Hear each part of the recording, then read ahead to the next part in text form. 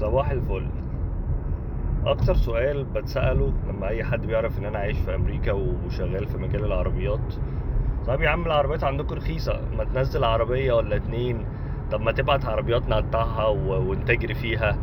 او بص، لو العربية هنا واقفة عليا مثلا هنتكلم على العربيات المشهورة مثلا في مصر. الناس في مصر بيحبوا التويوتا برضو.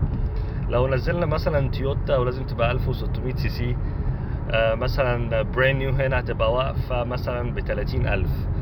لما عملت الحسبة بتاعتها واشوف عشان العربية تدخل مصر، طبعا لازم تبقى انت الملك الاول.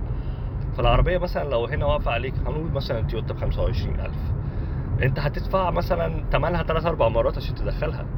يعني انت هتخسر خسارة في حتة تانية.